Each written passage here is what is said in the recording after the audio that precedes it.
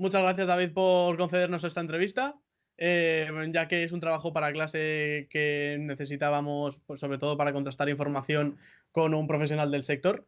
Entonces, pues nada, vamos a proceder a ello y bueno, y antes de nada, presentarnos. Yo soy Ernesto. Yo soy Jonathan y yo soy Xavi.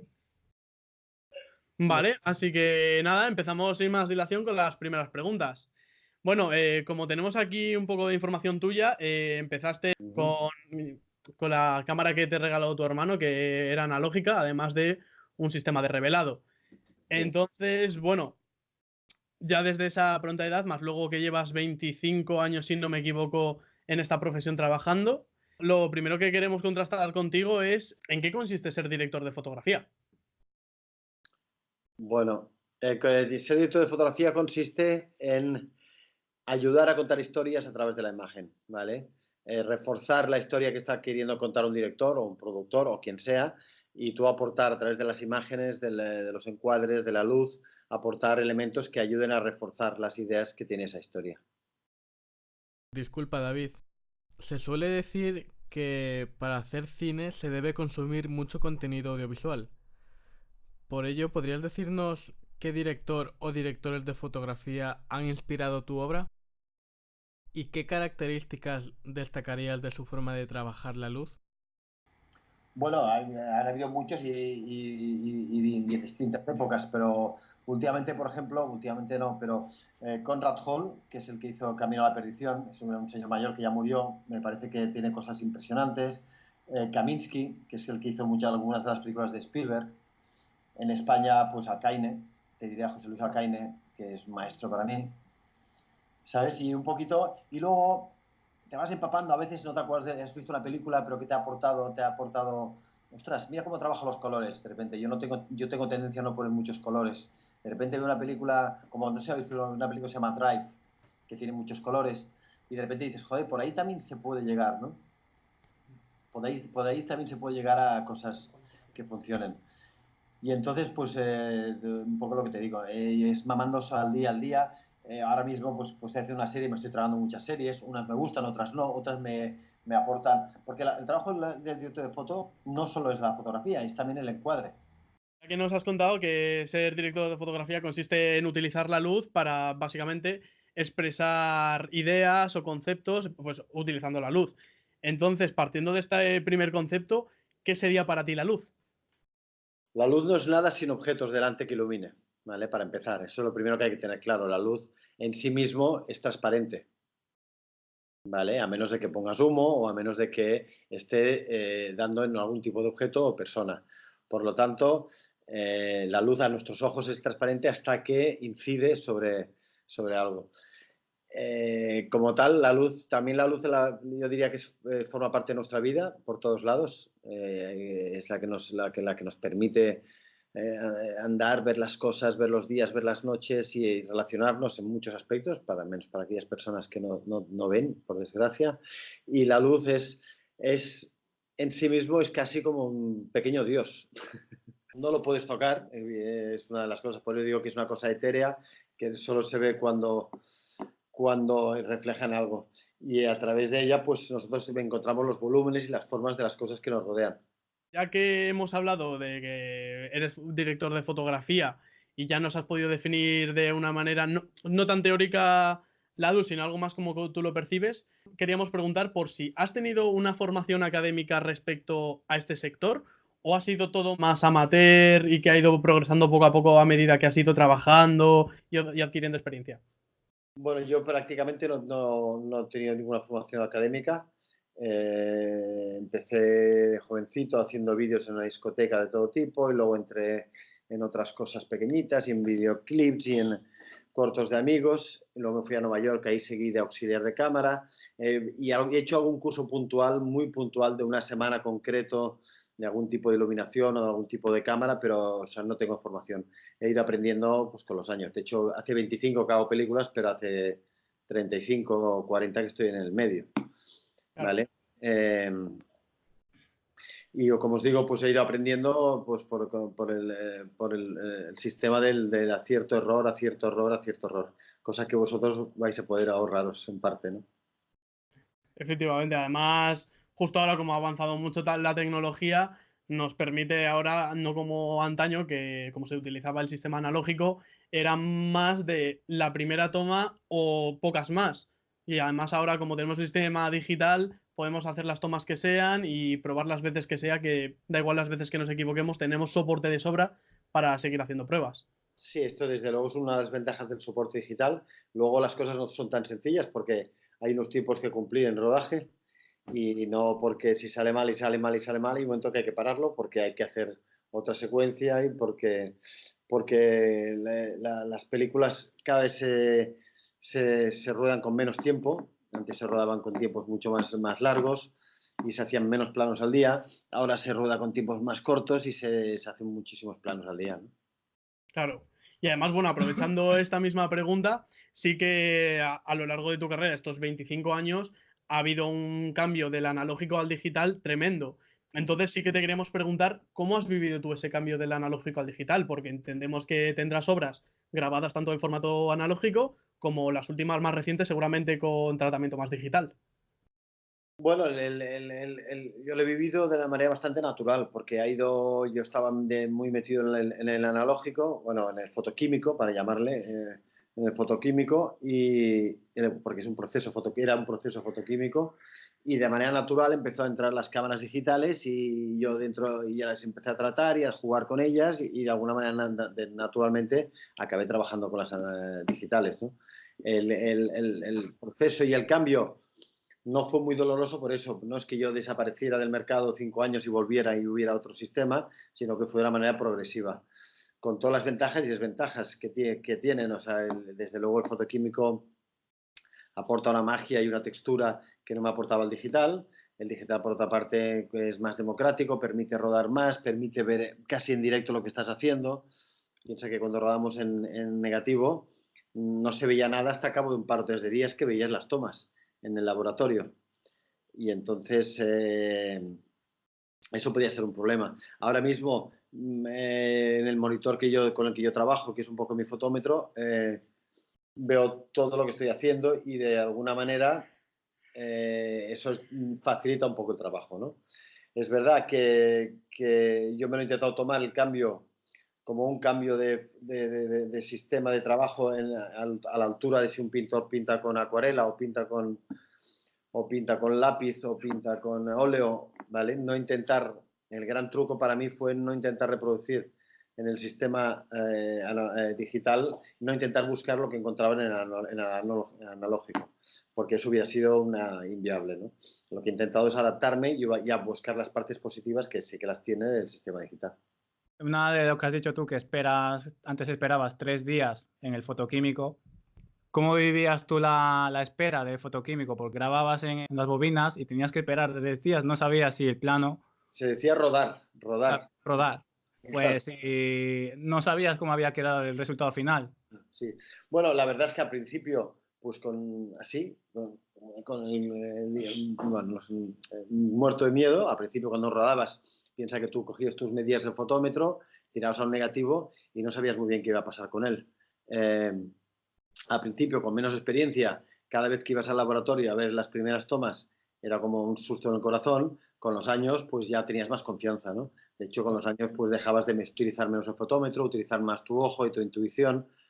Pero sí, era un poco. Yo recuerdo mi primera película que la rodé en Menorca, que hasta los 15 días no vi mis primeras cosas, mi primer copión. Además, lo vimos en un cine de Menorca que se veía terrible, un cine de pueblo que se veía terrible, todo el equipo un sábado, y yo salí de ahí con una depresión de caballo.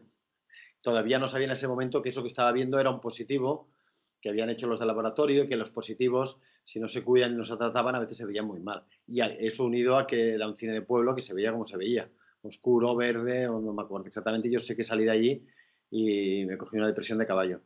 Pero la superé y la peli fue chula y quedó bien. Y ya con los años, pues ibas cogiendo confianza y ya no ibas cada vez que ibas porque antes, cuando rodamos en negativo, pues cada 2 días nos acercamos seleccionábamos las tomas y algunas tomas las veíamos en grande. Aparte que se visionaban sin sonido y entera.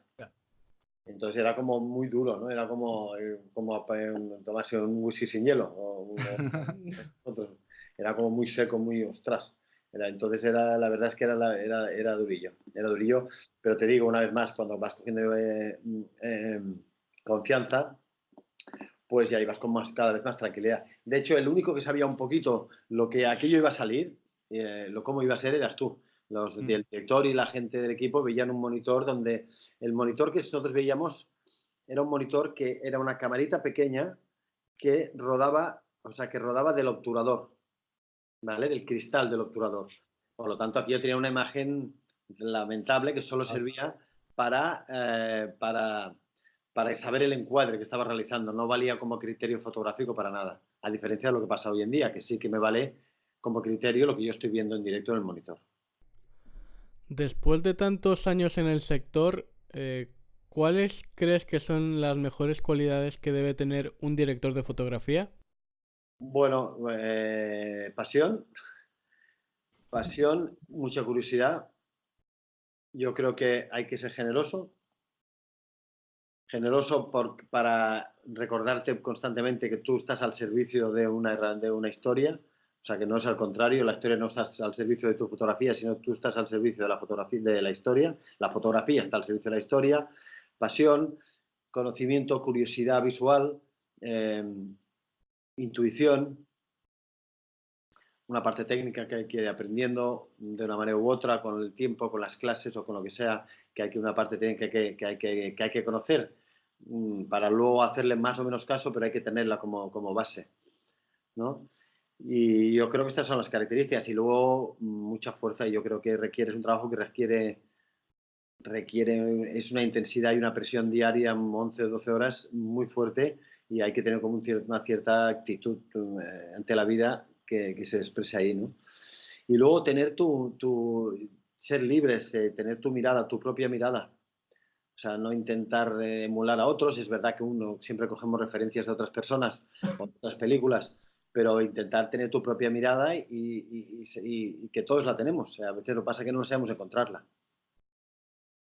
Claro, y bueno, sí que comentabas, bueno, esto que has comentado ahora mismo, de que se necesita pasión, no tanto a lo mejor como cualidad, sino como un poco característica propia.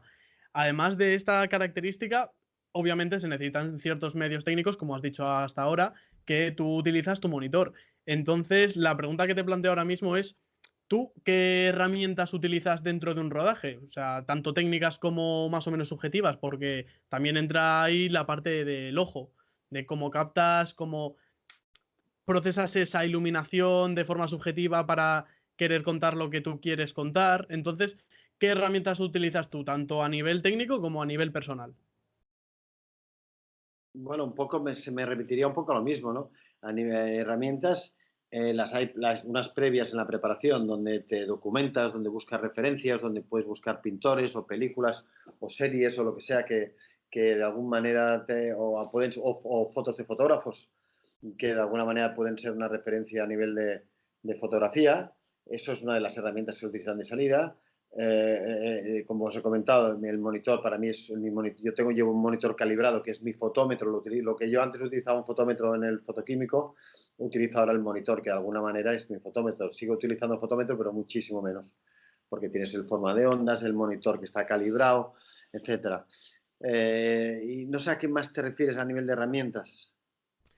Sí que, aparte de estas herramientas técnicas, como tú has dicho, el monitor que lo tienes calibrado y sirve para ti como tu propio fotómetro, pero también, como nos has dicho antes, bueno, y como pensamos también, seguro que alguna de las cualidades propias que tú tienes, porque a base de haber hecho tantos rodajes y tener tanta experiencia, se acaba teniendo de forma subjetiva alguna especie de herramienta, como por ejemplo saber qué iluminación viene en cada momento o saber qué aplicar. Bueno, sí, eso es un tema que mitad viene por la experiencia y mitad por la intuición.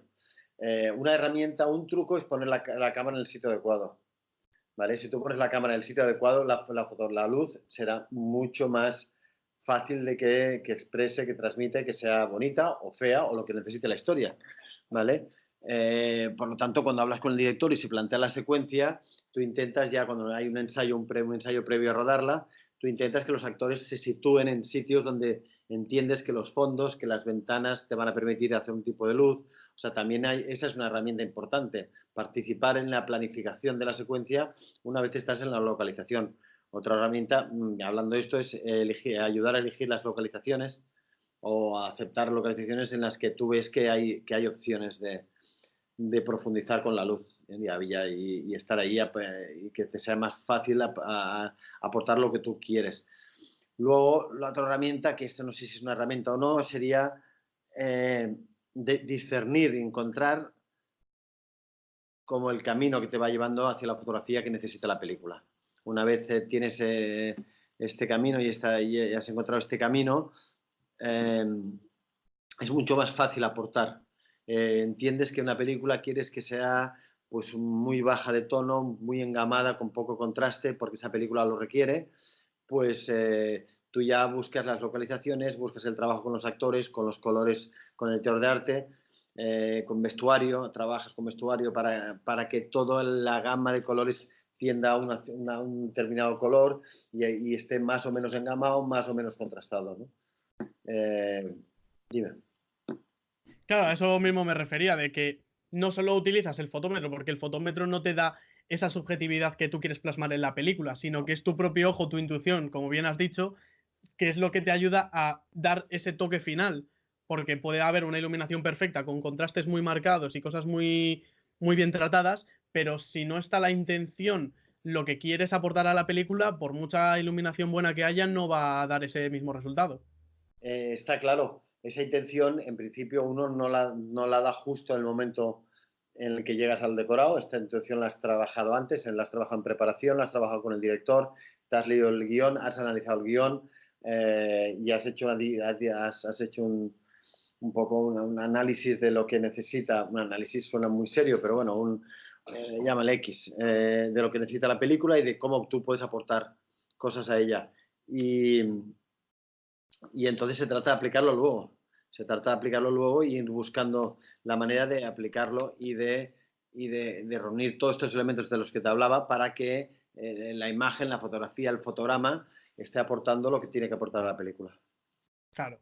Vale. Otro de los aspectos es cómo se implica el director de fotografía en la parte que viene a ser de postproducción. Bueno, yo estoy implicado al 100% en la postproducción, 100% y más hoy en día. El etalonaje, la postproducción de imagen es importantísimo hoy en día y con todo el sistema digital y con las herramientas que hay ahora mismo, tú puedes aportar y cambiar y diseccionar de los colores y puedes poner máscaras. Hay un trabajo muy grande que se puede hacer hoy en día en la sala de postproducción. Mi película no ha terminado hasta que yo acabo la postproducción, ¿no? En la sala de talonaje hoy en día, pues es lo que os digo, yo puedo aportar muchísimas cosas, algunas de ellas hasta no las he hecho en rodaje porque sé que me iban a llevar un tiempo que no tenía y sé que las podía arreglar en postproducción, ¿vale? Un poquito, pues lo que, no sé, pues imagínate esta pared de aquí atrás, con una máscara yo podría conseguir que estuviera muchísimo más oscura que este frontal mío, ¿no? De manera que el personaje sobresaliera, el personaje estuviera contrastado, ¿no? Estuviera más claro que el fondo y por lo tanto tuviera más potencia o menos. A veces tú quieres que el personaje esté engamado con el fondo y entonces no sería eso, ¿no? O esta camisa pues podría llegar a variar el tipo de azul que tiene. Ahora mismo da un azul, yo por secundarios podía entrar en el azul. Esto pasa así desde hace 10, 15 años. Antes con el analógico íbamos al laboratorio y teníamos 4 barómetros, que era más denso o menos denso, que tú lo veías la película en directo con un tío al lado y le decías, esto 2 puntos más alto, 2 puntos más bajo. Luego tenías pues el RGB, los 3 colores, el magenta contra el verde, el amarillo contra el azul y el rojo contra el cian. Y eso tú solo podías o poner más amarillo o más azul, o más magenta o más verde, o más rojo o más cian. Y más denso o menos denso. Esos son tus 4 elementos. Hoy en día, con las películas metidas en los ordenadores, las opciones son grandes y muy importantes y yo creo que se hace un 30% del trabajo del trabajo de la fotografía, o una parte muy importante del trabajo se hace en la postproducción. Yo sí intento trabajar siempre con la misma persona, que es Claudio Güey, un atelonador con el que llevo desde Salvador, precisamente, que ahí lo conocí y ahí decidimos que nos entendíamos y desde entonces prácticamente todas las películas las he hecho con él. y es fundamental. O sea que no sé si hay gente que no si lo sigue, me extraña, porque realmente en la postproducción de vídeo te pueden llegar a destrozar la imagen. Mi compi ha hablado sobre la parte de postproducción de director de una película. Yo te pregunto, ¿cómo se suele comunicar el director de fotografía con los diferentes departamentos en rodaje? O sea, el departamento de arte, sonido. ¿Cómo soléis comunicar? Si os tenéis que comunicar. De hecho, tiene que haber una comunicación importante. Mm. Ya la hay en la preparación. O sea, lo más importante de una película, si hablamos ahora de películas, es la preparación. En la preparación ya ha habido un trabajo previo con el director de arte, pidiéndole quedando con él qué tipo de muebles van a ver, qué tipo de lámparas, si son lámparas como esa que hay al fondo, que no sé si llega a ver, redondita, la veis allí, o son lámparas más puntuales de luz, o son lámparas de otro tipo, o si esa pared va a ser más oscura o más clara. Con vestuario lo mismo, con sonido tienes que llegar a acuerdos, sobre todo en rodaje, porque hay veces si tú tienes que, pues, depende de la luz que hagas, ellos no pueden entrar con la percha y tienes que modificar o hacerles hueco o hacer sombrear una pared para que puedan pasar la percha por encima de los personajes, etcétera. Con vestuario, en teoría, y si todo ha habido tiempo y ha habido tiempo de preparar, se ha hecho un trabajo previo también en preproducción, pero a veces en rodaje también tienes que tratar con vestuario, porque de repente pues hay un personaje que aparece por primera vez y que no va a salir más y que viene con una camisa que no te funciona con el decorado y tú le comentas, ¿no tendrás otra cosa que sea un color más gris o más clara o más brillante? Con maquillaje tienes una relación directa permanentemente. Cuando pues, encuentras que el maquillaje igual te está dando más la cara demasiado fría o que está marcando unas ojeras que no quieres, o a lo mejor sí que quieres, o quieres que marque más ojeras el personaje por estar en un mal momento y por el tipo de luz no marque suficiente. O sea, es permanentemente. De hecho, el cine, una de las grandes virtudes y de las grandes cosas que, que, que, que motiva es que es realmente un trabajo en equipo. Todo el mundo es necesario, todos los departamentos son necesarios. Vale, David, como has comentado, el vestuario ayuda mucho al personaje. ¿Cómo la iluminación puede reflejar la psicología de un personaje? Bueno, de muchísimas maneras.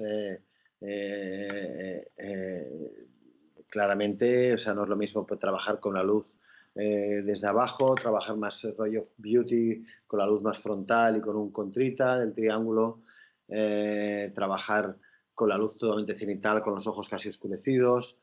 Ya no solo la luz, porque la luz va totalmente ligada al encuadre. Donde pongas la cámara con el tipo de óptica. Si yo trabajo con la cámara más baja, trabajo sobre un personaje con la cámara más alta. Evidentemente, si trabajo con una cámara más baja, ese personaje crecerá en potencia y si la trabajo la cámara alta, yo lo hago pequeño de alguna manera, por decir cosas muy básicas, pero que creo que funcionan. No es lo mismo hacer un primer plano con un 35 o un 50 milímetros que con un 150 milímetros. La percepción que te crea del personaje es otra totalmente distinta.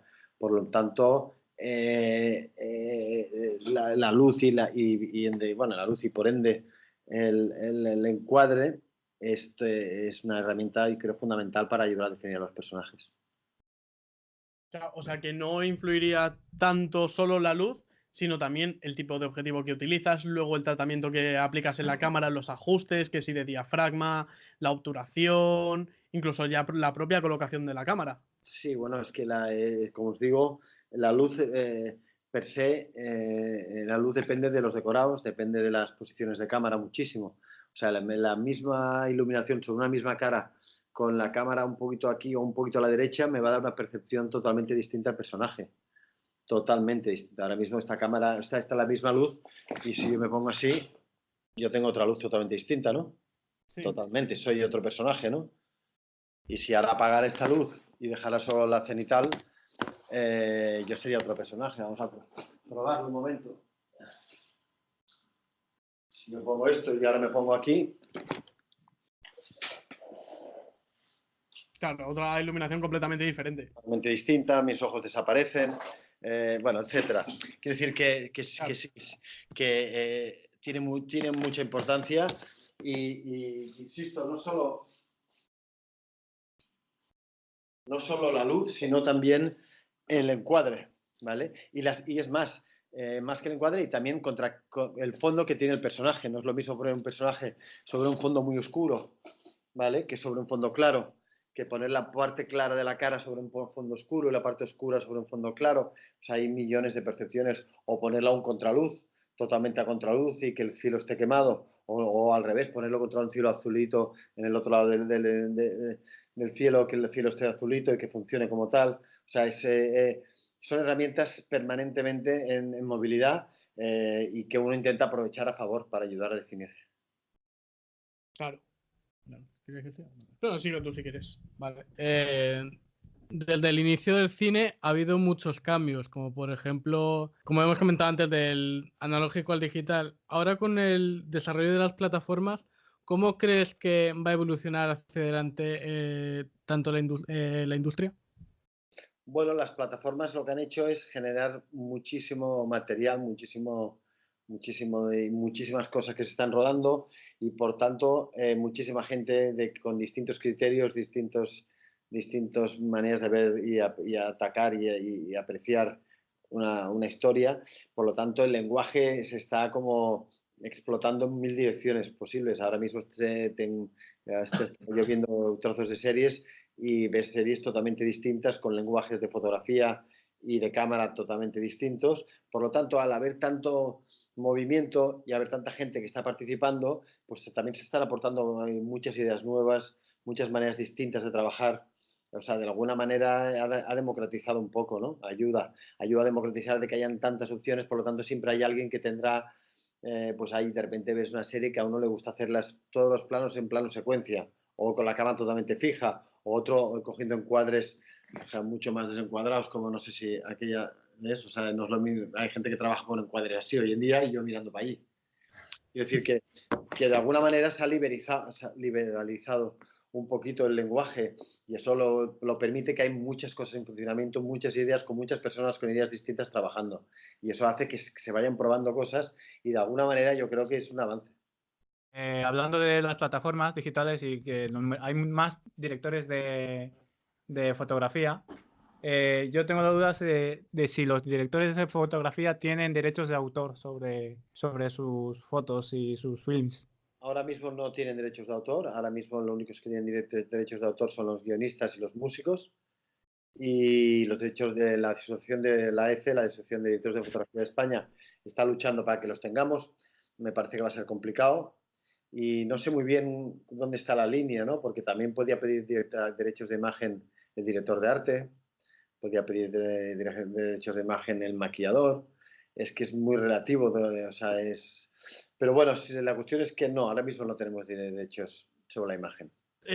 Seguimos ya con la siguiente parte, en la que básicamente hemos estado buscando información tuya y de ella, pues también algunos fragmentos de algunas películas de las que has hecho, como por ejemplo la de una de ellas que te vamos a plantear, que es esta primera, la de Salvador. Salvador, bueno, la referida a Puig-Antich, que es una biografía sobre un chico anarquista en la época ya cercana al fin del régimen de Franco, en la cual pues es el último chico ejecutado por este mismo régimen y al que habéis dado un tratamiento de luz bastante potente, el cual, o sea, que nos ha sorprendido bastante.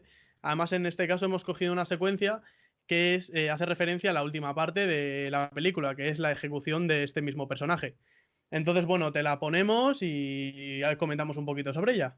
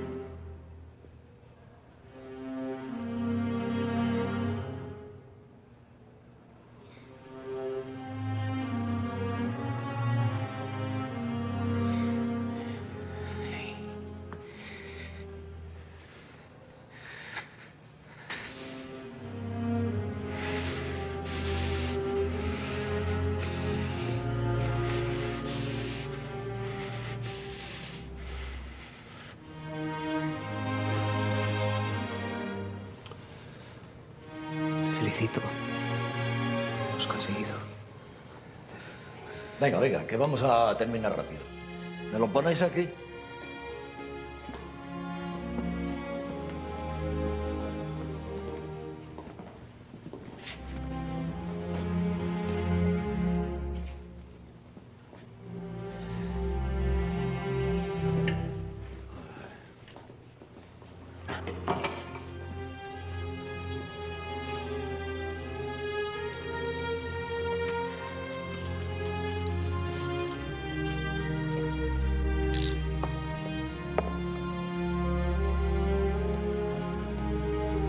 Te pongo capucho.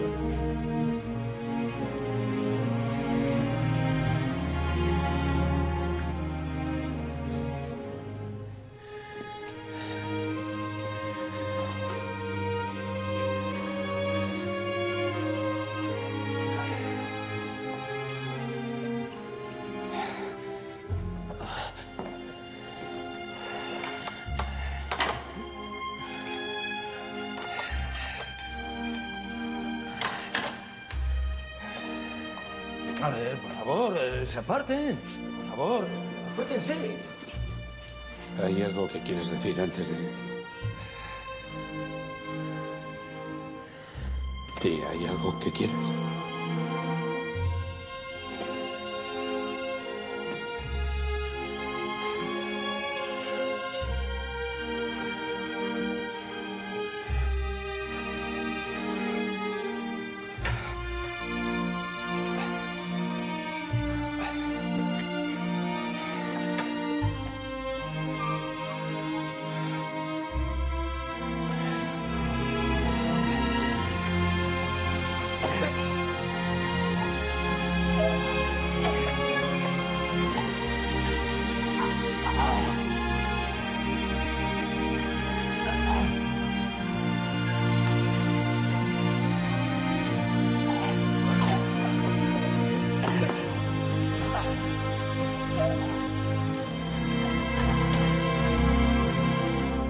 Esto ya está.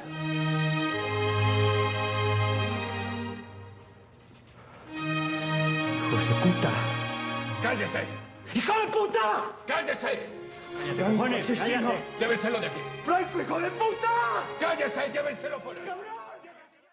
Pues bueno, como acabamos de ver, lo primero que se nos vino a la cabeza cuando vimos esta secuencia es que es muy dinámica en cuanto a que se utiliza un movimiento continuo en el plano, o sea, que no es un plano estático, o sea, los pocos planos estáticos que se utilizan son para la presentación del personaje y el entorno donde se va a situar, pero lo que es el desarrollo de la acción sí que es un continuo movimiento que nosotros entendemos que es un traveling circular. Entonces, ¿nos podrías explicar un poco cómo desarrollasteis este apartado?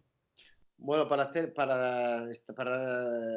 esta secuencia con el director decidimos que le queríamos dar precisamente para no caer en el tópico de la dureza pura y dura le queríamos dar un dinamismo en el que pudiéramos pasar de caras a caras, expresar reacciones ante el momento y alargar ese momento, ¿no? Alargar ese momento de tensión, de tristeza, de lo que cada uno le produzca.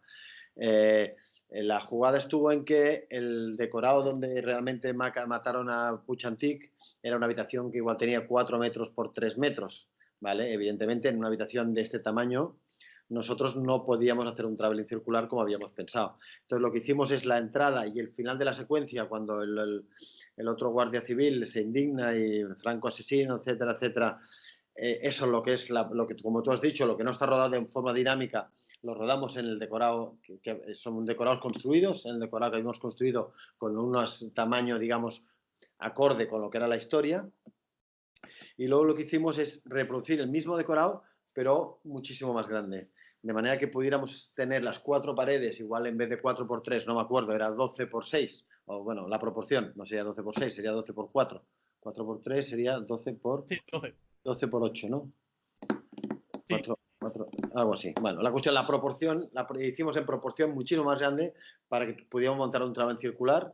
En este caso creo que un traveling circular de 5 o 6 metros de ancho. Pero claro, detrás del traveling tenía que volver a ver las paredes y los fondos, ¿vale? O sea que por lo tanto fue hacer 2 veces un mismo decorado.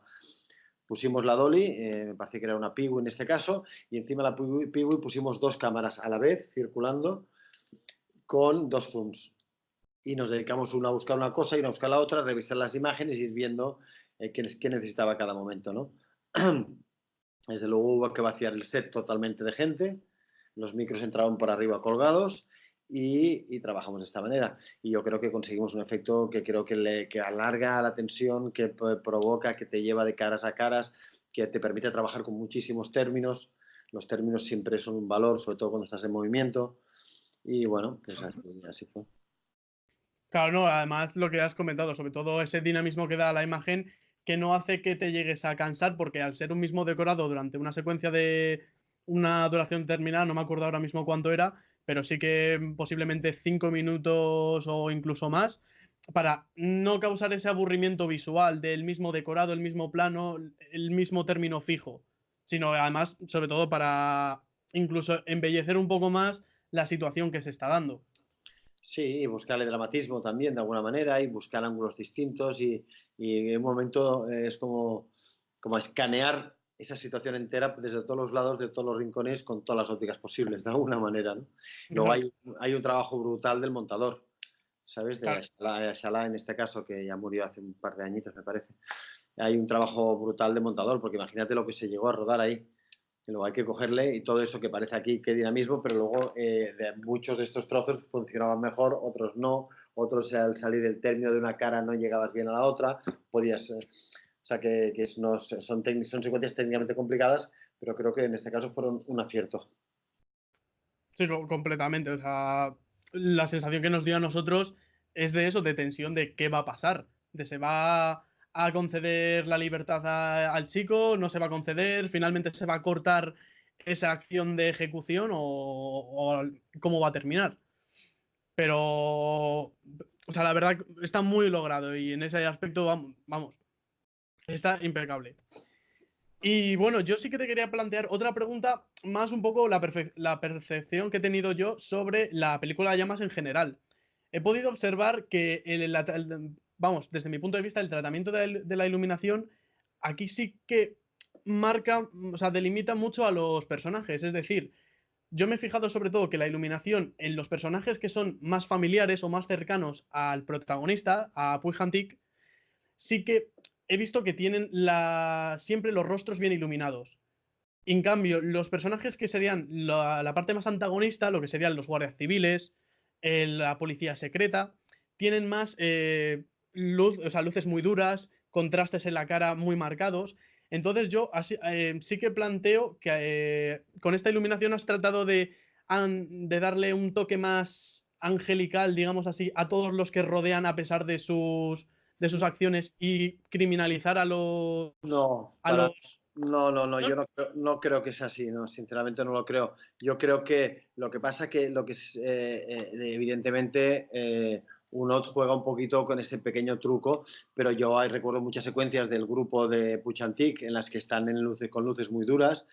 Lo que sí que es verdad que luego uno intenta, pero ya no para criminalizar o no, sino para enseñar que todas las personas, sea él o sea de otro vertiente de lógica, todos tienen una parte pequeña, familiar. O sea, todos tenemos una parte familiar, independientemente de que seamos un asesino en serie por el otro lado.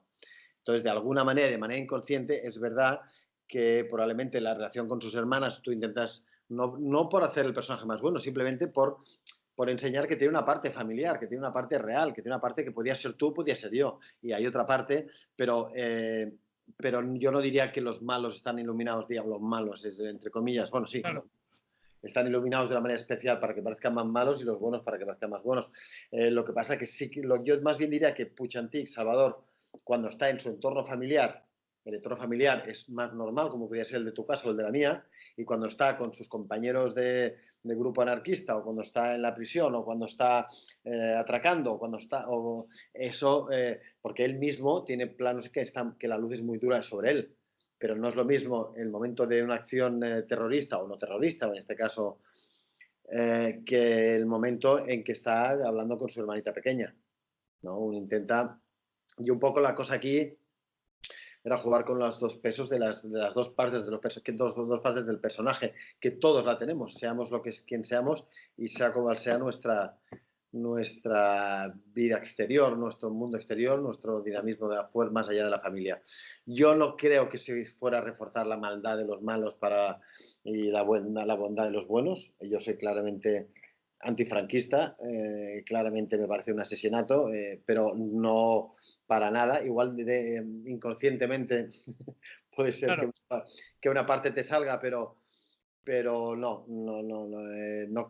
yo me la recuerdo y pienso en la película y hay muchas secuencias de los 1000, el 1000 es el grupo que ellos crearon, en las que la luz es dura, hay muchas secuencias de ellos tomando copas en la Plaza Real, que hay una secuencia que la luz es dura, hay las secuencias de ellos, o sea, es más bien la diferencia entre el personaje normal en su vida normal, al personaje en su actividad política, más que entre Claro, buenos y malos, la diferencia. claro, o sea, ideologías aparte que, o sea, porque claro, yo me estaba refiriendo más a la película, o sea, no quería aquí. No, pero lo que te digo es que la diferencia que tú propones es buena, pero no está bien matizada. No es que hubiera entre los ejecutores y los chavales una diferencia, sino es entre la vida familiar y personal del personaje y la vida de locura o de atracos o de reuniones clandestinas. Tú miras las reuniones clandestinas de ellos y la luz no es suave en las caras. Claro. Por lo tanto, lo que yo intentaba o lo que intentábamos allí era hacer una balanza entre la parte más familiar y la parte más luchadora y del personaje. Claro, porque yo sobre todo había basado esta pregunta en las partes en las que se encontraba con sus familiares. Siempre sus hermanas, sobre todo en especial la pequeña, Sí. tenían una iluminación eso, muy, muy delicada, o sobre todo eso, el rostro muy iluminado, pues para mostrar que eran personas normales y corrientes, que a pesar de que este chico hubiese tenido una vida detrás, pues de criminalidad y otros aspectos, había la parte de familiar que no está implicada en ella y que es una familia normal y corriente, los cuales no tienen implicación alguna. Eso es un poco mirar las dos vertientes del yin y el yang que tenemos todos, Efectivamente. expresarlo a través de la luz. Claro, además luego también el guardia civil este que acaba cogiendo simpatía al personaje, sí que se le va vamos, yo me he podido fijar de esa manera que a lo mejor se me está pasando alguna secuencia en concreto, pero a medida que va avanzando en la historia, sí que veo que la luz sobre él es un poco más clara porque ya es más cercano, ya es algo un poco más familiar hacia el personaje. No es la luz sobre él, es la luz sobre la secuencia en la que se relaciona con Salvador Puig-Antich. Claro, Al principio se relaciona desde la dureza, a medida que se van conociendo, no es que yo la haga bueno él, es que la relación que tienen ellos se me hace más cercana. Por lo tanto, la luz es menos fuerte, intenta ser menos del padrino, para entendernos, y más de dos personas que se están acercando de alguna manera, que aunque no comparten ideas, porque él no comparte las ideas, se están dando cuenta que tienen cosas que ver. efectivamente. Pues bueno, yo por mi parte de esta película, vamos, yo quería plantearte estas preguntas. No sé si que vosotros queréis plantear alguna. Yo, pues, a lo mejor, una parte que me gustó mucho de Salvador es en la parte en la que Salvador está hablando y como que en un contraplano oscuro está su hermana, bueno, un familiar suyo. No, era ¿cómo se llamaba la chica esta de... la que era como su novia al principio? Sí, como la primera novia que es la Sí, que luego se casa con otro chico y que no acude a su boda. sí, ¿cómo conseguiste hacer ese plano contra plano juntándolos en una misma escena? Eso va por postproducción, ¿verdad? No, no, eso ya lo ruedas pensando, ya pues ruedas pensando en estas condiciones, buscando esa idea y ya pues un poco lo que hemos hablado, ya sitúas a los personajes en el sitio adecuado de la habitación para que uno pueda permitir tener esta luz y el otro no la tenga. Es decir, que ya, bueno, luego en postproducción lo que tú puedes es subrayar o acentuar esa diferencia. Pero si yo los tengo a los dos en luz, por mucho, o sea, tú en postproducción puedes reforzar las ideas que has creado. Lo que no puedes es crear ideas nuevas, ¿vale? O sea, no puedes... tiene que haber una base bien trabajada para que funcione luego la postproducción, ¿vale? Con eso vengo a decir de que no es que yo de repente los tengo todos con luz y tal, porque si yo cojo un personaje que tiene luz y me dedico a oscurecerlo, ese personaje pierde la magia que creo que tiene esa secuencia. Esa secuencia ya la tienes que tener planteada en rodaje. O sea, no cuando os digan, no, esto ya lo haremos en postproducción, no creáis mucho en eso. En la postproducción no vale si no hay una buena intención y no hay una dirección clara en el rodaje. Vale, muchas gracias. O sea, porque es lo que te decía, que a mí esa parte me gustó bastante y algún día me gustaría replicarla, así que... así. De todas maneras, ahora, bueno, no la tienes grabada, ¿no? No la tengo grabada ahora mismo. Si la recordara, te diría un poquito, te podría dar más. Ahora mismo, o sea, la tengo al presente, pero si la viera, te diría exactamente cómo se rodó. Bueno, exactamente no, porque con los años no me olvidado. Pero te podría aportar más, pero no si lo hubieras captado, te podría comentar, si no, no puedo. Si ya os dije que me parece que hacer un trabajo muy, muy potente y muy profundo, que se os ve con mucho interés y muchas ganas y con preguntas inteligentes, que da gusto hablar con vosotros, la verdad. Bueno, Claro. y otra cosa, yo creo que ya para terminar el condensador, si no tiene Xavi otra pregunta, yo más o menos me estuve comiendo un poquito la cabeza y hice como un plano. No sé si lo puedes ver. Hay curro, hay curro. ¿Dónde está? Es que no sé si lo ve. No sé Sí, si lo ve bien. Sí. Ahí. Yo creo que, o sea, corrígeme si está bien o mal. O sea, esto sería lo que está en rojo sería la habitación de la ejecución. Estos serían los tres personajes principales a los que están iluminados.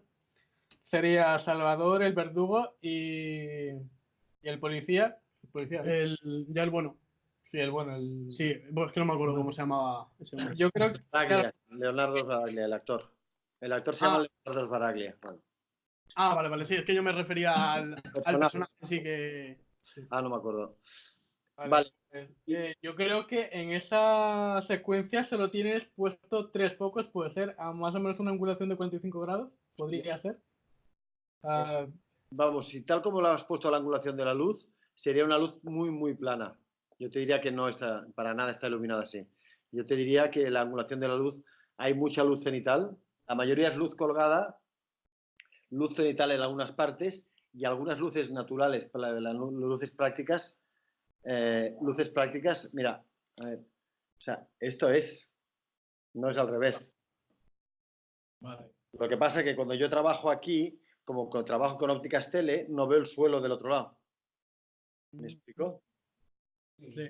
No es que esté dentro, es que está fuera. Por eso hubo que hacerlo mucho más grande, porque el traveling tenía 5 metros o 6 de ancho, más todo, y entonces hubo que reproducir el decorado en más grande. ¿Vale? Yo la luz, ahora exactamente te diré que no, que lo que más me suena que fuera es que hubiera luz cenital preparada, trabajada por arriba con estructuras, luz escondida detrás de algún mueble para reforzar las caras o para reforzar que tú te das cuenta que al dar la vuelta, aunque es muy difícil, porque piensa que al dar la vuelta, si la luz no la veo aquí, probablemente la veo aquí, si no la veré allí, ¿no? Sí, yo cuando estaba viendo la película, o sea, la luz solo la veía por este lado, o sea, por el lado de aquí sí que no veía nada. O por lo menos de la forma en la que yo lo pude percibir. Pero ¿en qué momento del traveling? En momento... Que no es lo Bueno, mismo. también puede ser. Claro. ¿En qué momento del traveling estás percibiendo la luz? Porque la cámara no está en el mismo sitio siempre, la cámara da 360 grados. Por lo tanto... Porque yo creo que me fijé y creo que solo tenían iluminada la parte derecha de la cara. Todos los personajes. Bueno, entonces entonces el diagrama que me has puesto tú con 4 luces cruzadas así no funcionaría. No eran 4 luces cruzadas, eran 3, o sea... A ver, enséñame el diagrama. Mira, las 3 luces están en el mismo sitio. Vale, pensaba que era lo de fuera, esto en posiciones de cámara. Vale. No, estas son las posiciones de cámara. Vale, no sé si son 3 luces o 4, pero sí que esto tiene más sentido, vale, es que lo había entendido mal. Esto tiene más sentido, pero te aseguro que está reforzado por arriba con algún tipo de luz y probablemente por arriba en los focos, porque esto ilumina a los personajes, luego tienes que iluminar el decorado. Y por detrás habría luces que estarían dando pequeños golpes de luz en los fondos. Tú fíjate que cuando nos damos vueltas alrededor de los personajes, hay partes de los fondos que vas viendo y no viendo. Hay estanterías, hay cajas, hay cosas que, o sea que probablemente que la luz de los personajes hubieran tres luces o una bien puesta, también puede ser. Eso seguro, y que hay básicamente una sola dirección, sí. Es que yo pensaba que el C7, C1, C2, todo esto me pensaba que era... Eran posiciones de cámara, no eran focos. Vale. Yo había entendido que habías cruzado las luces y decía, qué raro, no, esto no puede ser así. No, sí, por eso te comentaba que los 3 estaban iluminados por la parte derecha. Sí, esto seguro. Lo que te insisto, tiene que haber un cenital, luz cenital, y luego tiene que haber luces por los fondos en las partes del decorado que tú quieres, si no al dar vueltas solo habríamos visto las caras, ¿no? Vale. Pues tampoco iba tan mal. Vale. No. Hemos tratado aquí totalmente de escribir la película a tope, pero bueno. Está bien pensado, sí, está bien pensado. Vale, pues entonces pasamos a otra pregunta sobre esta. No, Cuaderno de Sara, yo ya Pues El Salvador ya. Corta un momento, o sea, en plan, haz Sí. como introducción de, bueno, pues ahora te vamos a presentar. Vale, pues. Corte de Ahora, corte. Para ser casi afónico. Pues nada, ahora vamos a hablarte del Cuaderno de Sara, que ahora me la he visto. Bueno, me he visto unas cuantas películas. Y el Cuaderno de Sara iba sobre Sara, el cuaderno de Sara, que estaba perdida por el Congo. Y Laura, que es la hermana, pues iba a buscarle, a intentar encontrarla. Y una de las primeras escenas que asoman en el Cuaderno de Sara es dos periodistas en medio de la jungla fotografiando a los rebeldes que estaban ahí, no sé cómo explicarme, un ritual para agregar a nuevos rebeldes a su tribu, y estaba Sara. Y ahí es cuando le pillan a los dos periodistas. Y en ese momento hay un movimiento de cámara, un recorrido hasta el coche donde iban ellos. Mi duda es cómo se rodó ese momento, qué complicaciones surgieron en la iluminación, porque ya era como el atardecer también. Era medio del atardecer en la grabación. Las secuencias rodadas al atardecer tienen que estar muy bien preparadas, porque tienes igual media hora, 3/4 para rodarlo todo. Claro. Hay que prepararlas muy bien y saber que no vas a tener más ocasiones. Que cuando se vaya la luz, tú no vas a reproducir un atardecer en medio de una jungla, ¿no? Exactamente el momento ese que dices que se mueve la cámara y va a buscar. Siguiendo a los dos periodistas hacia el coche. Es la primera secuencia de la película, cuando salen. Cuando se escapan, sí. Claro, cuando se escapan de ellos. Sí. Esto se rodó con teleobjetivos para hacia un lado y hacia el otro, ¿vale? O sea, los periodistas con sus cámaras, esto es al principio de la peli, porque luego la secuencia. Al principio. Y luego, en sentido inverso, más lo que es lo que es la escapatoria hacia el coche, se rodó desde un camino con una steady subida en un coche, ¿vale? Para que pudieran correr, se rodó con grúa grande, se rodó también intentando trabajar de una manera muy dinámica para crear, de hecho se rodó muchísimo más de lo que hay, ¿vale? Claro. También es verdad que ese día tuvimos un día nublado, con lo que yo pude empezar a trabajar antes la luz, el rodaje, de manera que pudimos rodar más opciones, ¿no? Pues te digo, se rodó desde un coche con una Steadicam y ellos corriendo entre los árboles, cámaras escondidas en el bosque que me pasaran por delante, que dieran sensación de peligrosidad de vacío, cámara al hombro pasando de ellos a los que vienen corriendo detrás, una serie de elementos o de pequeños trucos que hacen que sea un poquito una secuencia de acción, de dinamismo, de persecución. Pero a la hora de enfocar, porque al ver muchas ramas y mucha maleza, no te vienen muchas complicaciones a la hora de enfocar al personaje, porque está corriendo, estás en movimiento. Bueno, sí, claro, hay problemas, lo que se intentan es solucionar. De hecho, tú no estás inventándolo solamente la carrera, tú te has trabajado, has estado en esa carretera, has visto los momentos y las zonas por las que quieres que corran, que tengan términos, pero que tú les puedas ver, porque en esa misma carretera, igual 100 metros más allá, había una zona en la que no hubiéramos prácticamente visto nada, ¿vale? Además, si te fijas, hay también un poco de niebla, que tiramos niebla, pero esto está como, digamos, no es que tú te pongas a correr y que corran y tú los persigues. Antes estás en la preparación, lo que os hablaba de la importancia de la preparación, hemos creado un camino y si es necesario, hemos apartado un par de ramas para poder ver algún momento más concreto y hemos buscado las maneras de los ángulos adecuados para poder contarlo. O sea, no es tanto como si yo fuera persiguiendo una gacela y a ver lo que encuentro, sino que la gacela, digamos, la he maestrado. Eso quiere decir que ellos van a correr por donde les digamos nosotros y por donde hemos visto que son ángulos buenos y la cámara se va a estar moviendo por los ángulos que permiten ver a la gacela, digamos.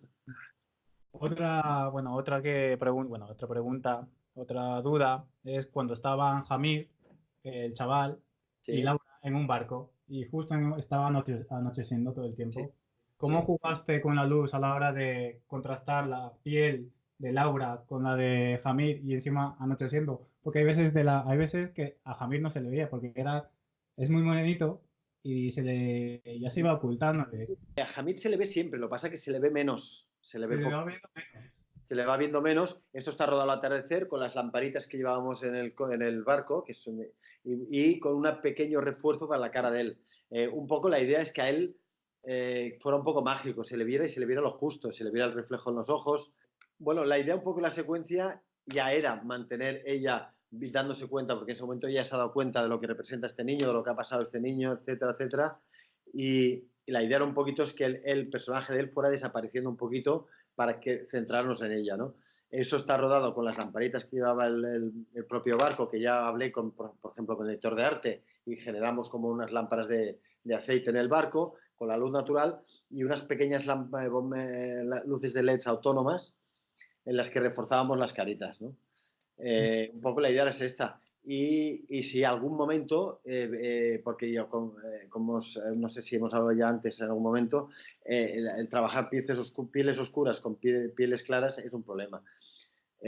Tú lo que intentes aquí es iluminar a él de manera que no le afecte a la luz que le da él, no le refuerce demasiado a ella, situarlo él en la posición que, si está el atardecer por allí, situarlo más a favor de la luz y cosas de este estilo. También este chico, otros pequeños trucos, pues este chico, por ejemplo, tenía la piel un poco brillante y también hablé con maquillaje para que le mantuvieran los brillos, porque el brillo, al dar luz, hace que aunque le veas poco, lo intuyes. Si tú lo maquillas de mate, claro, si tú lo maquillas de mate, desaparece. Si él tiene brillos en la cara, los brillos cogen luz y al coger luz encuentras al personaje. Vale, Luego, no sé. esta secuencia está rodada en media hora, 3/4, con la locura que representa en un barco de verdad, en el lago Victoria en Uganda, las condiciones de un barco y otro barco y la batería y la cámara, o sea... Y además se notaba mucho que la cámara se movía, claro. Y las complicaciones logísticas de llevar a todo el equipo, batería, la cámara, ver la colocación de dónde va a estar. No, fue una secuencia. De todas maneras, esta secuencia, si te acuerdas, hay un previo en que hay unos pescadores que vienen a venderles comida allí y se acercan. Esto está rodado casi seguido y yo creo que es de las secuencias más bonitas de la peli, así a nivel de fotografía. Sí, está muy chula. Bueno, de Cuaderno de Sara, hay muchas más cosas, pero como ya no va a dar casi tiempo, pero también me vi la película de Perdona si te llamo amor. Ajá. Esa me la vi hace años, pero no sabía que era tuya tampoco. Así me la volví a ver para refrescar. Una de las cosas que más me llamó la atención de toda la película en general son los reflejos que das. Hay muchos reflejos en el coche, en las habitaciones, en los cristales de las habitaciones.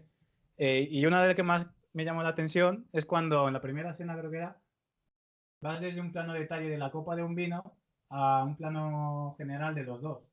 Ajá. Y se veía el reflejo de ellos dos. Tú estabas justo en medio y no se te veía el reflejo.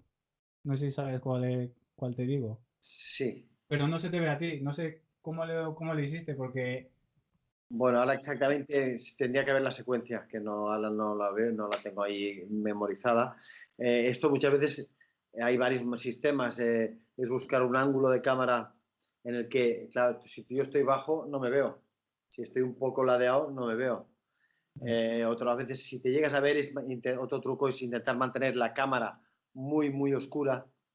Mantener la cámara muy oscura, tapada con telas negras y el operador también, y hacer que la cámara no llegue la luz a la cámara. Porque si yo tengo un cristal, pero yo estoy muy oscuro, yo no me voy a ver el cristal. Sí, porque no se veía nada en medio, porque estabas colocado justo en medio de la mesa y los dos protagonistas a los lados. ¿Pero dónde estaba el reflejo? ¿En la mesa? No, en la pared. Estaba una mesa aquí, sentados los dos protagonistas al lado, y de fondo se veía un cristal y se les veía reflejado. Bueno, pues sería probablemente es la posición de la cámara, probablemente lo que te digo de mantener la cámara oscura para que no coja más luz de la cuenta y no se vea reflejada. Vale, porque yo tenía una duda de esa, sí, ya, por mí no sé, ya. Vamos a pasar a la siguiente peli, que es ya la de Shaggy. Vale. Que... Bueno, no sé si es verdad. Que... en esta... sí que en YouTube estuve buscando algo, a ver si conseguía algo más concreto, pero, o sea, una escena en concreto, pero no era en sí una escena, sino que era como una especie de montaje. Sí, la sonda. Entonces, bueno, yo sobre todo a lo mejor no es la entera, sino a lo mejor hasta una parte que es donde sobre todo nos fijamos, que era en la parte de un concierto. Pero bueno, que ahora veremos.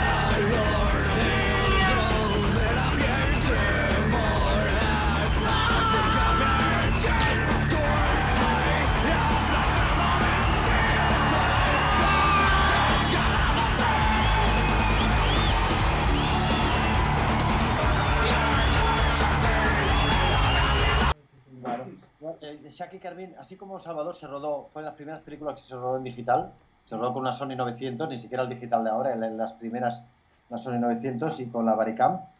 Esta se rodó en 35 milímetros y como veis hay muchísima cámara al hombro en la película, y el concierto pues tiene el dinamismo propio, y si tuvierais la secuencia entera del concierto, nos metimos con estas son las cámaras de 35, que eran unos tochos, y nos metíamos de hecho se hizo un concierto de verdad en Salamanca, con público de verdad, y nos metíamos entre la gente y a golpetazos con la cámara metiéndonos, sacando planos que aquí no están, aquí están solo los de ellos bailando, no hay gente, no hay entre... Y se busca, si fijas, es una secuencia muy dinámica, pero con otro estilo totalmente distinto. Es más cámara al hombro, más utilización del zoom, y aquí no se puede ver muy bien, aquí está se rodó en negativo y lo hice sin blanqueo. Sin blanqueo es el bypass, el bleach. Era un sistema de revelado que tú te saltabas una de las etapas del revelado, ¿no? Y lo que hacía es contrastar, darle como un contraste más exagerado, más fuerte, más duro, que era bastante una novedad en el momento, y que yo, aquí me parece que era mi tercera película, o cuarta o tercera, que la gente me decía, ¿estás loco de hacerlo así? Porque al contrastar tenías el peligro que algunas cosas te quedaran muy negras o muy blancas, ¿vale? Y yo, pues bueno, con la inconsciencia propia de esto, o con la pasión propia, o no sé con qué, decidí rodarla de esa manera, y creo que funciona, ¿no? Creo que funciona, y también me gusta la elección. No sé si alguna cosa concreta queríais preguntar sobre eso. Sí, es respecto, por ejemplo, tanto el audiovisual y lo que viene a ser eventos en vivos tienen la iluminación muy marcada, en plan de que tienen finalidades diferentes. Por ejemplo, la de cine está enfocada para que la cámara capte la reflexión de la luz, y la de los espectáculos es básicamente para la vista del espectador. O sea, claro. A la hora de hacer las luces, o sea, la planificación de luces, como esto va para una película y no tanto como para como lo que viene a ser un espectáculo, o sea, ¿cómo lo organizáis? Bueno, lo que hay que hacer en estas secuencias grandes, importantes como esta, es tener una especie de story, o por lo menos una lista de planos desde dónde vamos a rodar. Y en función de las posiciones de cámara que tú creas que vas a tener, diriges la luz para que funcione para esta posición. Tú lo has dicho muy bien. Si yo para un concierto, estoy en un concierto, tengo que verlo bien de cualquier sitio del público, ¿no? En una película, evidentemente, si yo tengo claro que vamos a rodar desde aquí, este plano cenital que había, el otro desde atrás, si tengo los sitios, la trabajas ya pensando en que funcionen los contras, funcionen para eso, que los haces de luz funcionen para eso, que el público tenga... O sea, por ejemplo, si yo estoy del escenario hacia el público, trabajaría el contra desde el otro lado, por detrás del público. Si estoy con el término del público, trabajo el contra del público desde el otro lado. Entonces, un poquito te preparas ya herramientas y las vas cambiando en función de la posición de la cámara. Eso está bien visto, no es lo mismo iluminar este concierto para la realidad que para el cine. Disculpa, David, yo tengo otra pregunta. ¿Qué consejos nos darías a nosotros si tuviéramos que grabar una escena de acción? Bueno, es ser muy libre, lo primero. O sea, hay dos posibilidades. O tú la montas plano a plano con un storyboard muy concreto, que el momento que yo salto, que lo cojo de abajo, o tú generas una secuencia y buscas una serie de planos, pero luego tienes una cámara o dos que sean muy libres, que busquen momentos, que busquen un poquito, que busquen momentos. De repente yo me acuerdo aquí en África, con la cámara al hombro, debajo de un camión, que saltaban unos militares pegándose tiros con otro, y desde ahí con un zoom, buscando situaciones a contraluz, o sea, buscando un poco la libertad y que te dé un poco el dinamismo que requiere las secuencias de acción, ¿no? Si la veis, ya veréis que hay bastantes secuencias de acción y creo que están bien rodadas. Tenéis que hacer muchas repeticiones o sea, porque un momento de acción, si no lo captas, tienes que volver a... Sí que hay que hacer. Sí que, a ver, a veces funcionan más pronto y otras más tarde, pero normalmente sí. Por ejemplo, había un momento que había un ataque a un camión donde viajaba la protagonista y que atracaban unos militares y que moría un montón de gente, que ahí tuvimos un día entero para hacer esa secuencia prácticamente. ¿Vale? Porque hay que repetir y luego ya tienes ese momento, pero entonces quieres cogerlo del otro lado, y entonces cuando ella cae quieres el detalle de ella dándose en el suelo, o de uno muriendo a través de las ramas de la selva. Es decir, que vas buscando, vas afinando y vas buscando, porque la acción al final lo que requiere es montaje, ¿no? En principio, como más montaje tengas, mejor va a funcionar la acción, por lo tanto, como más planos y de más sitios distintos tengas, en principio mejor va a funcionar. David, ¿cómo trabajas la luz cuando en un exterior noche ya hay iluminación? Como por ejemplo cuando hay una calle con farolas. Las farolas que yo veo, por cuadro, igual las dejo encendidas y las filtro para que se parezcan. Y luego por el camino yo genero unas farolas falsas. Pongamos que el tío viene andando hacia mí, hacia cámara. Las farolas del fondo igual las dejo y les pongo los filtros adecuados para que funcionen, ¿vale? Y a medida que se va acercando, que ya no están en cuadro las farolas, yo pues de un árbol o de una grúa o de las paredes de las casas voy generando unas farolas, por ejemplo, ¿no? Y lo que hago es que estas farolas que yo genero, yo mido con un termocolorímetro las farolas del fondo, pongamos que me dan X de magenta, me dan 3200 y X de amarillo, e intento que las farolas falsas que yo estoy reproduciendo tengan el mismo color que esas, ¿no? Otra opción es apagar todas las farolas y que todas sean tuyas, y ahí no tienes problemas. Y una tercera opción es trabajar con las farolas reales. Pocas veces pasa porque acostumbran a no estar en el sitio que tú necesitas, porque a veces iluminan demasiado y tú quieres que sea una autocentrada, o viceversa. Pero bueno, son las tres opciones para atacar un problema como este. David, en tus obras recientes habría, o sea, como la luz cuenta, o por lo menos ayuda a contar las historias. ¿Podrías decirnos algo especial sobre el uso que le has dado a la luz en una de tus obras? O sea, de las que estás rodando ahora o que has grabado antes. Vale, sí, por ejemplo, podríamos hablar de la serie que estoy haciendo, aunque no sé si la podéis ver, no la podéis ver todavía, evidentemente, pero bueno, es una serie de una historia de una chica de los años, una mujer de Madrid de los años 30, que se enamora de un tío del Partido Comunista, deja la familia, ella es del barrio Salamanca, pijita y tal, se enamora y se va a Argentina y de ahí va por toda Europa, se convierte en espía. Entonces, ¿qué estoy haciendo aquí, por ejemplo? Como una cosa muy básica, estoy intentando huir del sol. Estoy intentando que no haya nunca sensación de sol. Es verdad que en algunos exteriores algún día me lo he comido, porque tampoco tenemos tanto poder como para parar. Hoy no ruedo aquí porque hay sol. Y estoy trabajando, por ejemplo, toda la luz que sea bastante opresiva, que no haya sensación de limpieza, ¿no? Estoy trabajando una luz muy suave, que aunque esté contrastada, pero que sea suave, que no sea dura la luz, ¿no? De manera que creo que estoy aportando como opresión a la historia, ¿no? En este caso, por ejemplo, para hablarte de esta misma que acabo de hacer ahora. Un poco pasa lo mismo en la que se estrena esta noche, o este viernes en los cines, ¿no? También fue un trabajo parecido a este, ¿no? O, por ejemplo, estoy talonando la película de Achero Mañas, una película de Achero Mañas en la que se habla un poco del canto a la libertad, ¿no? El canto a la libertad o el canto al derecho a que cada persona seamos distintos, ¿no?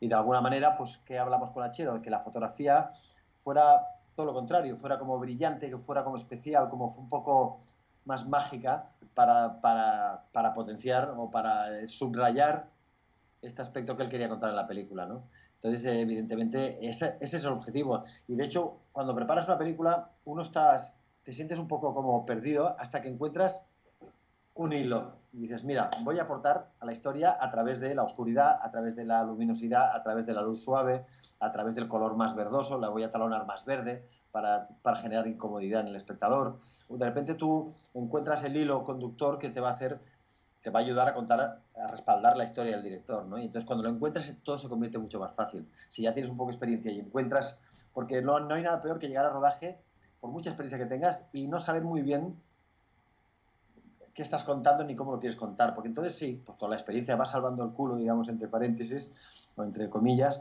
pero no estás aportando y estás incómodo. En cambio, cuando yo he conseguido la preparación, me he generado como unas ideas que quiero, con las que quiero aportar algo a la película a través de la fotografía, es mucho más cómodo, porque ya tengo como un camino labrado y ahora me falta cumplirlo, ¿no? David, perdona, tengo otra pregunta. Eh, ¿Cómo rodarías con pocos medios de iluminación? Bueno, las herramientas es una cámara luminosa, ¿vale? Y elegir el sitio y el momento adecuado para rodarlo, ¿vale? Se puede rodar con muy poca luz hoy en día. O sea, yo con 2 lucecitas podría rodar. Y a veces han hecho grandes películas rodadas con muy poca luz.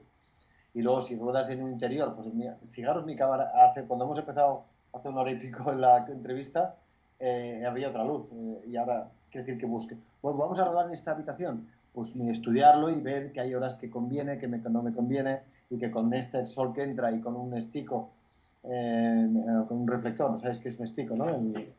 Y con un estico ya puedo cumplir la secuencia, situar unas lámparas, pero básicamente es encontrar una cámara luminosa y que las hay, que todas lo son cada día más, o sea que no es nada estratosférico lo que estoy diciendo. David, una pregunta. A la hora de planificar un rodaje, ¿por qué escena empiezas primero? ¿Por la más complicada o una que sea intermedia para coger ritmo?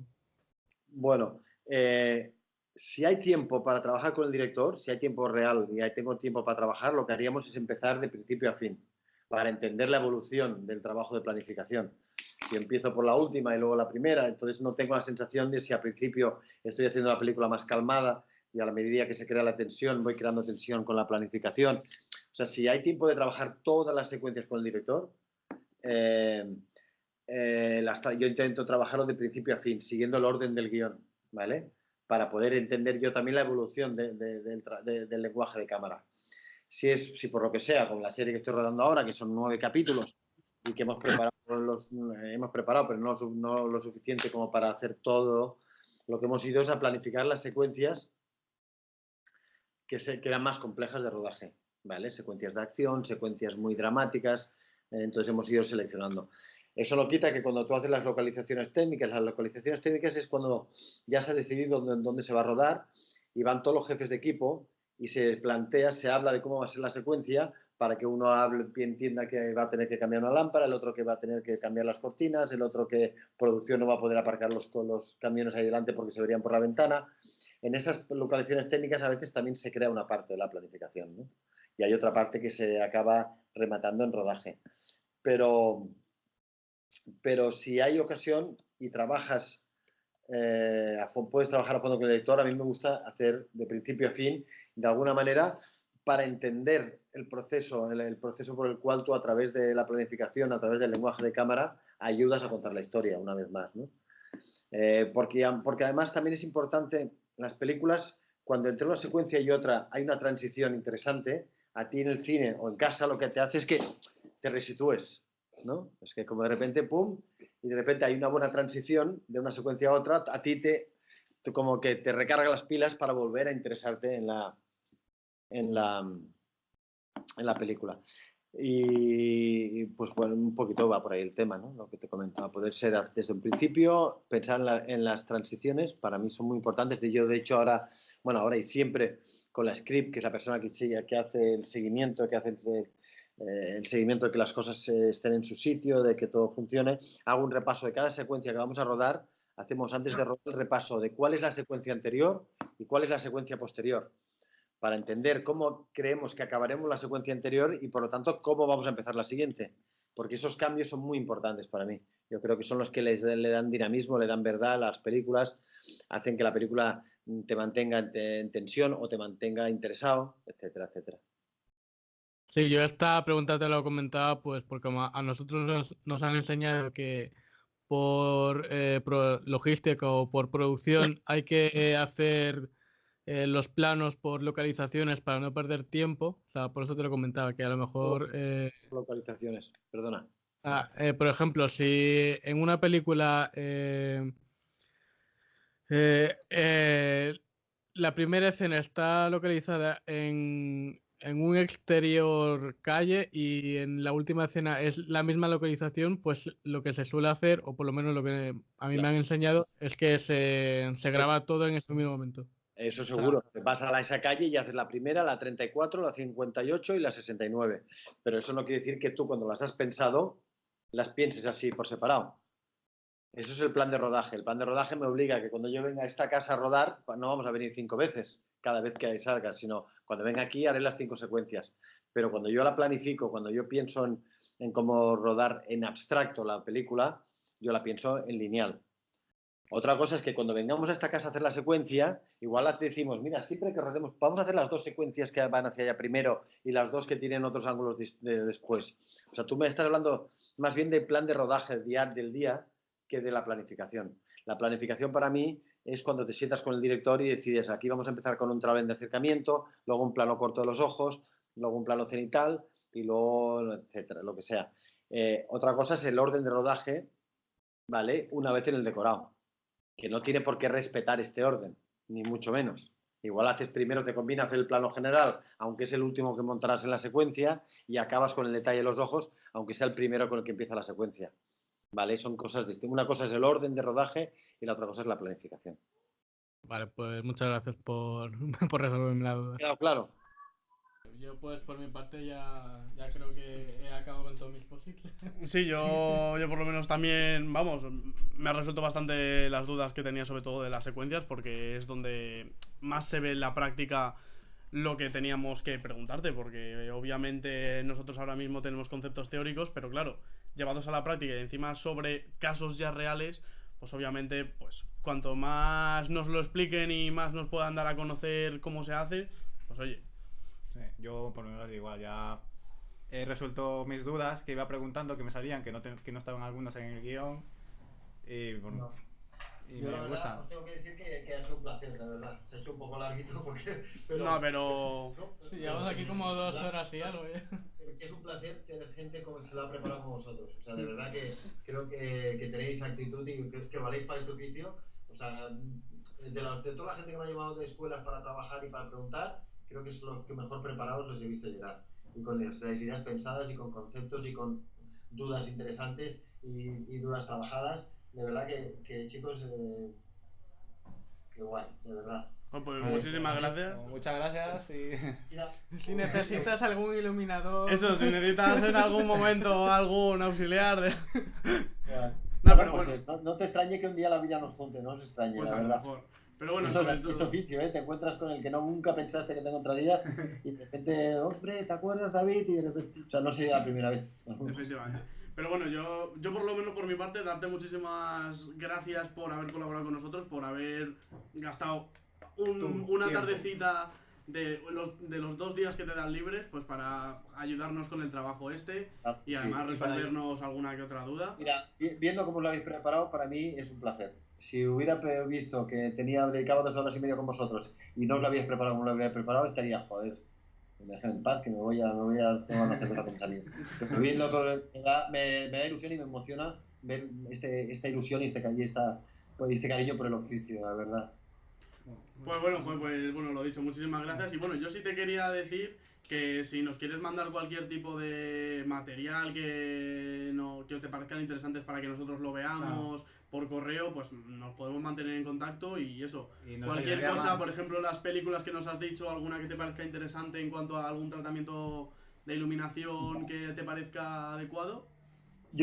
Hombre, yo estoy un poco ocupado, ¿no? Pero lo que os diría es al revés. Si queréis mantener un contacto con... hagámoslo al revés. Miraros cosas, investigar, buscaros algunas pelis y preguntarme, y yo seré feliz de sí, por supuesto. Ponerme a pensar porque voy un poco ajetreado aquí en Budapest. Pero si vosotros, mira, David, que mirando otra vez en lo de Blanca, que hay los trailers, he visto el trailer de esta peli, escucha, y esto, pum, yo encantado. Os pediría que como yo tengo muchísimo curro aquí, esto es una producción grande y tengo la cabeza... Sí, es perfectamente entendible. Yo es que, claro, te lo pedía como nos has comentado tantas cosas de, joder, pues ya os pasaré mi currículum, que esto, no sé cuántos... No, te lo voy a mandar ahora mismo. Vale, perfecto. Ahora mismo. Pero que si queréis de repente, porque veis, entráis o investigáis un poco más y tenéis cosas, no dudéis en preguntarme, que estaré encantado de contestaros. Vale, perfecto. Vale. Y... así que nada, pues muchas gracias de nuevo. Hacerme una cosa, mandarme un día cuando presentéis y a ver cómo os ha ido, si habéis triunfado o no. Vale, te lo mandamos y bueno, ya encima con todas las dudas siguientes que tengamos. Perfecto. Pues nada, muchísimas gracias y nada, ya te dejamos que descanses aquí tus 2 días libres. Mucha suerte en tu proyecto. Mucha suerte en tus proyectos. Estaremos pendientes de verlo. Vosotros mucha suerte en vuestro futuro. Muchas gracias. Hasta luego. Hasta luego.